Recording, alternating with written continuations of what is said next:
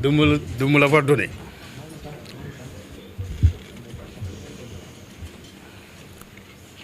Bon, j'interviens à la suite de mon excellent confrère Maître El Hadj Omar Youm pour compléter ce que mon confrère vient de vous dire, qui est d'ailleurs assez explicite sur certains points.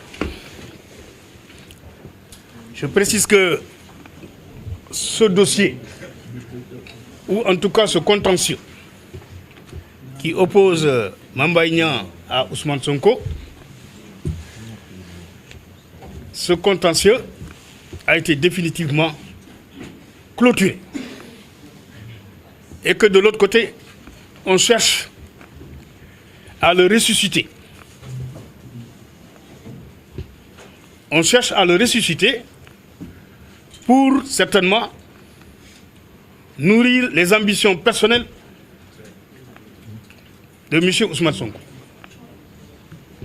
Je rappelle que lorsque M. Ousmane Sonko a attaqué ou a diffamé M. Mame Mbaye Niang, il avait déposé une plainte au niveau de la DIC, la division des investigations criminelles. Et M. Ousmane Sonko est venu, il a répondu à la convocation de la DIC et il avait dit qu'il avait les éléments de preuve de ce qu'il avait dit par rapport à M. Mame Mbaye Niang. Et pour ce faire, il a demandé le report pour pouvoir produire les documents qui prouvent de manière indiscutable que ce qu'il a déclaré, urbi et orbi, était la vérité tout court. Évidemment, ce délai lui a été concédé et lorsqu'il est venu, effectivement avec des documents, il a dit non, je ne vous les communique pas, j'attends le jour du procès. Mame Mbaye Niang a intérêt à arrêter sa procédure parce que si on va à la barre, je vais l'humilier. Le dossier a été transmis au parquet et enrôlé. M. Ousmane Sonko a été convoqué. Il a brillé par son absence. Il a été jugé par défaut réputé contradictoire. Malgré tout, il a relevé appel du jugement. C'est son droit le plus absolu. La partie civile aussi, Mame Mbaye Niang a relevé appel. Le procureur a relevé appel. Les 3 appels ont été joints en appel devant la cour d'appel. M. Ousmane Sonko n'est pas venu soutenir son appel. Une décision est intervenue de la cour d'appel. Il forme un pourvoi en cassation. Donc il va devant la Cour suprême. Il soulève une cinquantaine de moyens de droit, entre guillemets, pour demander la cassation de l'arrêt.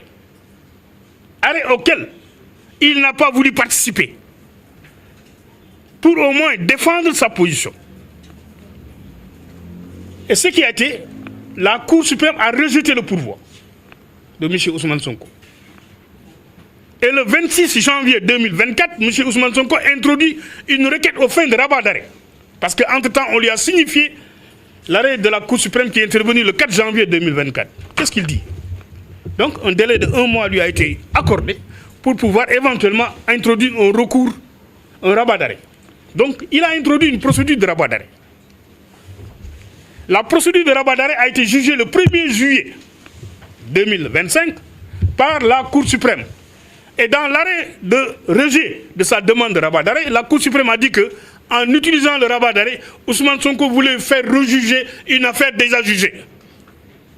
Donc ça a été la motivation qui a été adoptée par la Cour suprême en chambre réunie. Et cela a été clair. Donc la Cour suprême a rejeté la demande de rabat d'arrêt de M. Ousmane Sonko. Et donc, c'est sur cette base-là. On revient, entre-temps, on nous dit, mais tiens, on va introduire une procédure de révision. C'est ça le ridicule. Comme le ridicule ne tue plus en Afrique, plus particulièrement au Sénégal, on introduit une procédure de révision, soi-disant. Et pour cela, je rappelle que quand le ministre Ousmane Diagne était là, une commission avait précédemment été saisie.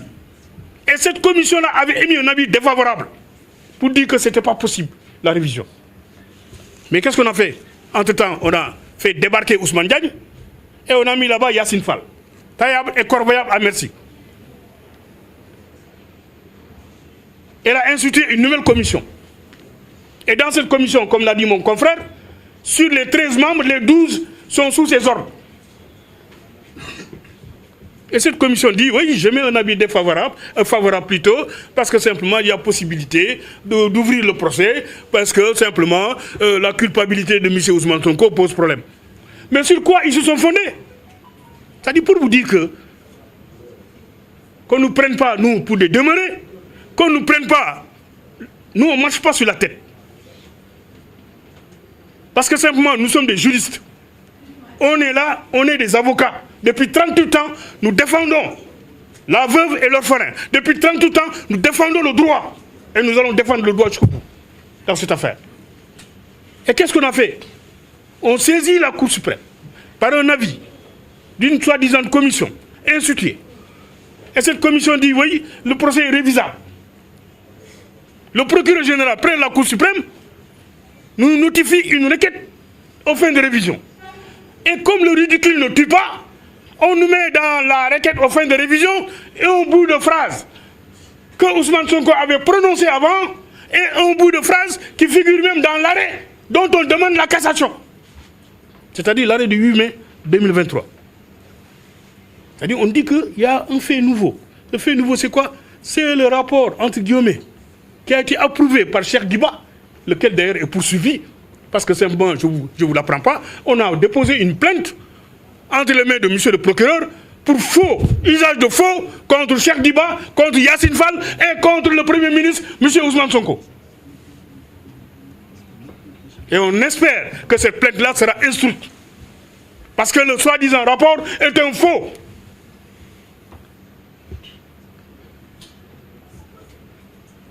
Parce que comment peut-on, en tant que ministre, en 2024, vouloir approuver un rapport, un soi-disant rapport qui en réalité était un pré-rapport, qui n'avait pas été approuvé par 3 autres ministres, c'est-à-dire Amadou Ba ne l'a pas approuvé, Moustapha Ba, Feu Moustapha Ba ne l'a pas approuvé, Abdoulaye Daouda Diallo ne l'a pas approuvé. 3 ministres des Finances sont passés, n'ont pas approuvé ce soi-disant rapport. Mais lui, il vient 6 ans après pour dire oui, j'approuve ce rapport-là, sur les instructions du Premier ministre, M. Ousmane Sonko. Donc sur les instructions d'Ousmane Sonko, il approuve. Et Ousmane Sonko prend ce rapport-là, il prend le rapport, il saisit Yassine Fall. Yassine Fall saisit le parquet général. Et le parquet général a écrit noir sur blanc. Le parquet général a écrit noir sur blanc que c'est sur les instructions. Oui, clair. Le parquet général a écrit.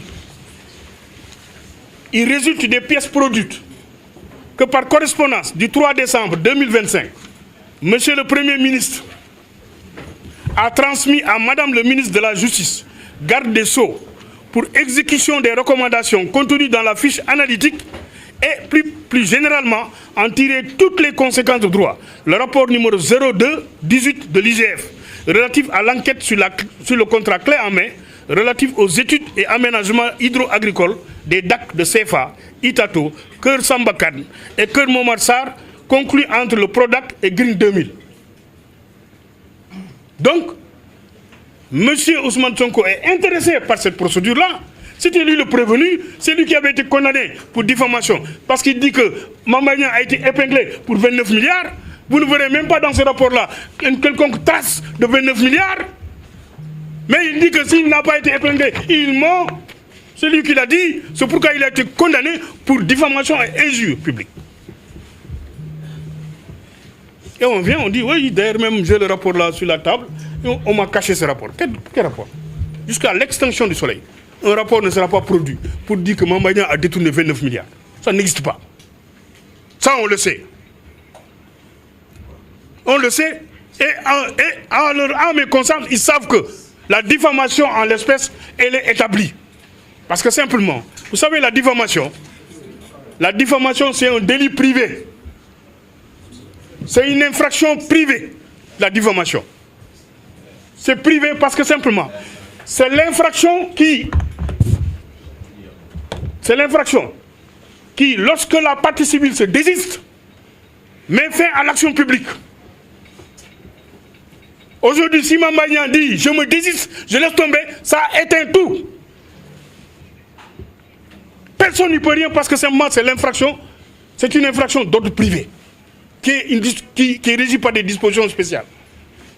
Aujourd'hui, Mamba Niang dit je me désiste, c'est terminé. Le dossier est bouclé. Mais Mamba Niang, je maintiens, personne n'y peut rien, même le procureur ne peut rien, absolument rien. Le procès doit se poursuivre. Or, la diffamation obéit à des règles spéciales. La loi est claire. Quand on vous poursuit pour diffamation, vous avez un délai pour rapporter la preuve. Vous avez 10 jours pour rapporter la preuve de la vérité des faits qualifiés de diffamatoires. Au-delà de ce délai, vous êtes déchu. Et là, ça a été une jurisprudence claire de la Cour suprême. Et on espère que la Cour suprême, statuant sur la demande de révision, ne va pas revenir sur sa propre jurisprudence. Parce que la Cour suprême est claire. La Cour suprême a été claire pour dire que...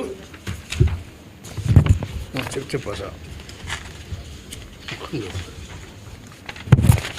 Donc la Cour suprême est claire. Elle a été claire dans une affaire où la Cour a dit ceci. La Cour suprême a dit que... Attendez, ne quittez pas. Je vais vous donner carrément l'arrêt.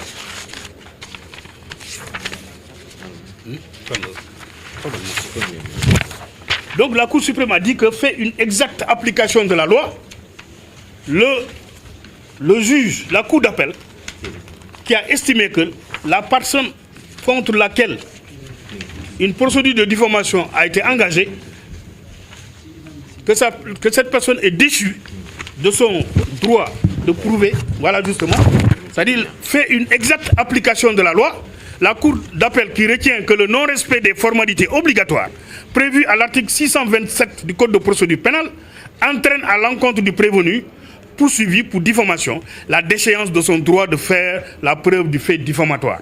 C'est un arrêt de la Cour suprême du 4 janvier 2018, affaire Ibrahima Teddy Niang contre MP.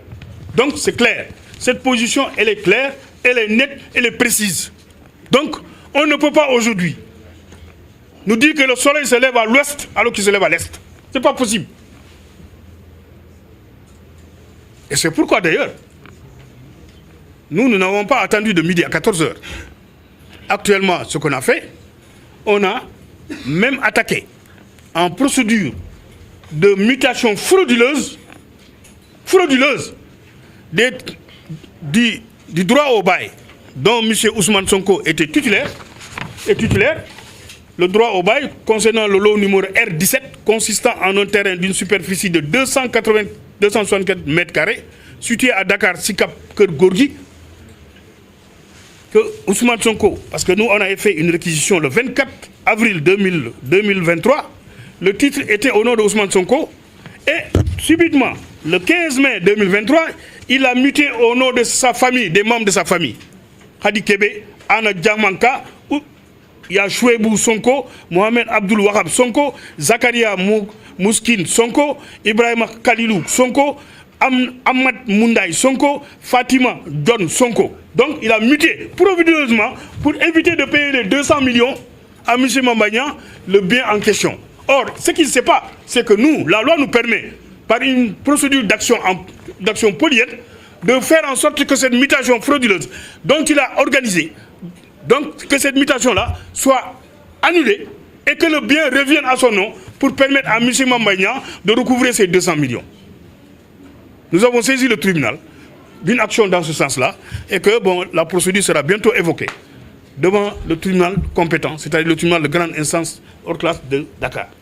Donc c'est pour vous dire quelque part que la procédure de révision, c'est pratiquement une sorte de divertissement. Parce que manifestement, même les magistrats qui l'ont rédigé, j'en suis convaincu, ne sont pas convaincus. Parce qu'ils savent que cette procédure-là ne peut pas prospérer. Elle ne peut pas prospérer. C'est des décisions définitives. Il n'y a aucun élément nouveau. Il n'y a aucune pièce nouvelle dans cette affaire-là. M. Ousmane Sonko avait un délai. M. Ousmane Sonko a défié l'institution. M. Ousmane Sonko a dit, c'est clair, dites à Mamba Niang d'arrêter la procédure parce que si on va à la barre, je vais l'humilier. Parce que lui, il avait le rapport.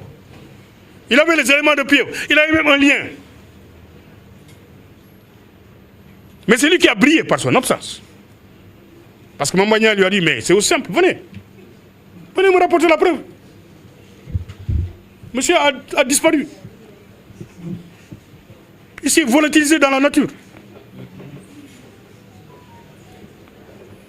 La décision est rendue. Personne n'est satisfait. Ni le procureur, ni la partie civile. Mais naturellement, même lui, il n'était pas satisfait. Il a fait appel. On lui dit, viens encore devant la cour d'appel. Viens prouver ce que tu dis. Monsieur brille par son absence encore. Il disparaît. On fait un recours devant la Cour suprême, où on soulève une cinquantaine de moyens. On plaide le dossier. La Cour suprême rejette tous les moyens, à l'exception simplement de la contrainte par corps. Parce qu'elle a estimé que la contrainte par corps ne s'appliquait pas. Elle a retranché. Monsieur revient par une requête aux fins de rabat d'arrêt. On plaide le dossier à nouveau devant la Cour suprême. Cette fois-ci en chambre réunie. La chambre réunie dit que ce que vous soulevez comme étant des moyens de rabattre l'arrêt ne sont pas fondés. Au contraire, ce que vous voulez, c'est de faire rejuger cette affaire-là. Et nous, la Cour suprême, nous estimons que c'est une page qui est définitivement tournée. Mais on ne baisse pas les bras. Maintenant, on passe par un autre chemin. C'est-à-dire maintenant, introduire une procédure de révision. Celle-là aussi, elle va subir le même sort que les autres. Et j'espère que les magistrats de la Cour suprême ne se laisseront pas manipuler. Manipuler. Et que le droit sera dit et bien dit. Parce que nous veillerons à ce que le droit soit dit et bien dit. Nous avons déjà fait un mémoire en réponse à la requête qui a été déposée. Et nous allons plaider le dossier devant la Cour suprême. Et nous espérons que la Cour suprême dira le droit. Parce que simplement, la procédure de révision, elle est même irrécevable. Avant même d'être mal fondée. Parce qu'il n'y a aucun élément nouveau. C'est les mêmes éléments que l'on retrouve dans l'arrêt même du 8 mai 2023. Où la Cour d'appel a repris effectivement ce que Ousmane Sonko avait dit. Parce qu'on a dit que Mambagna avait signé l'ordre de service avant même la signature du contrat. Alors que c'était faux. C'était inexact. On a rapporté la preuve que c'était faux. On nous dit qu'il a été épinglé pour 29 milliards. Je dis, ah bon, ok, il n'y a pas de souci. Venez nous rapporter les 29 milliards. Alors qu'on sait que les 29 milliards étaient entre les mains de Locafrique. Ce n'était même pas entre les mains du Trésor. C'était Locafrique qui avait préfinancé le product. C'est Locafrique qui payait les factures. Et Mambagna n'avait pas la tutelle financière. Mambagna avait la tutelle technique. Et l'IGF ne peut pas contrôler Mambagna. Parce que Mambagna était un ministre. L'IGF ne peut pas le contrôler. Donc, il ne peut pas faire l'objet d'une quelconque suspicion ou bien d'une quelconque audition même de la part des membres de l'IGF. Et l'IGF a été clair. Amadou Niang, qui est le coordinateur, à qui la DIC avait fait une réquisition, Amadou Niang a écrit noir sur blanc qu'il n'y a pas de rapport Prodac. C'est-à-dire que le rapport Prodac, ça n'existe pas. On vient, on nous dit, oui, vous savez, hein, d'ailleurs, Pape Marindour, là, il a été épinglé par le rapport, c'est faux. Ce n'est pas un rapport de Prodac qu'il a épinglé. C'est par rapport à un rapport d'un expert désigné par le juge d'instruction, Ablaye Dramé. Il n'a rien à voir. Et ces rapports-là étaient relatifs à des factures, relatifs à des opérations de transit. Donc ça n'a absolument aucun lien avec M. Mambagna. Rien du tout. Donc c'est pourquoi nous estimons qu'il y avait lieu d'apporter des éclairages dans cette affaire. D'apporter pour que l'opinion publique ne soit pas trompée. Pour qu'on évite une erreur judiciaire qui est plus crimineuse que le crime lui-même. Comme le disait Honoré de Balzac, l'erreur judiciaire est plus crimineuse que le crime. Et nous sommes là comme des sentinelles. Parce que nous sommes des avocats, on n'est pas des politiciens. Moi, en tout cas, en ce qui me concerne, je ne suis pas un politicien. Mais moi, je suis un avocat. Et je défends des principes. Et je les défendrai jusqu'au bout. Dans cette affaire, j'ai défendu Mambagna depuis la DIC jusqu'à nos jours. Et je le défendrai dans le cadre de la procédure de révision. Parce que j'estime que la diffamation, elle est incontestable et incontestée. Elle est établie, elle est indiscutable. Donc c'est pourquoi, pour ne pas trop monopoliser la parole, je vous demanderai simplement de bien vouloir, mon cher Elhadj, reprendre le micro. Merci Baboucarr pour les précisions.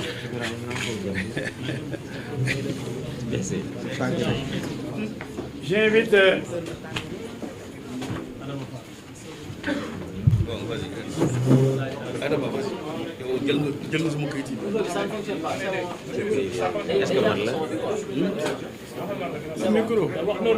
Bon,